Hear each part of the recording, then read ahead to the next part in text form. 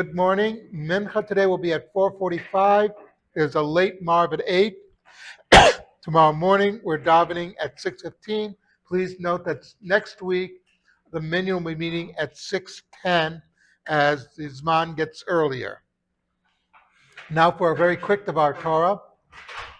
Because this week's parsha focuses on the first 7 makot or plagues, we lose sight of one of the major jobs that Moshe had to do, which was to make the Jewish people into a people.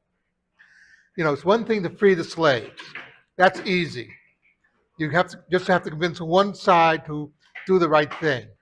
It's another thing to convince people that they're part of a nation, that there's a purpose why they're being freed. They're not being freed simply because we believe slavery is bad. It is, but that's not the reason.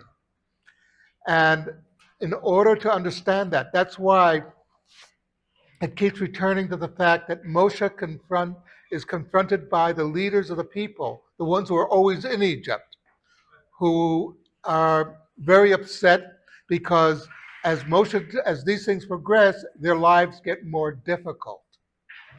They're saying, look at Moshe, you came here, you said you're going to free us, and you're making things worse. Not realizing there's a long-term plan in this. Not realizing that in the end, justice will be done, but also not realizing that when they leave slavery, they'll be taken to become a real people.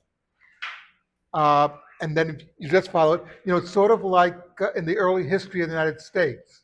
If you go to Jefferson's grave, which is in Monticello, I've been there, it says that he was the governor of Virginia, wrote the Bill of Rights for Virginia, and the Declaration of Independence. There's something missing there. He was president of the United States.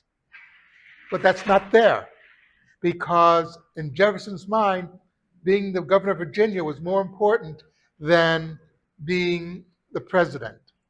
It took the War of 1812 for the United States for Americans to think of themselves as one people. So it's a very interesting thing, but something that we can learn from, that the important thing is, yes, you're being freed from slavery, but freedom to do what? Something to think about, Kaddish Rabbanan.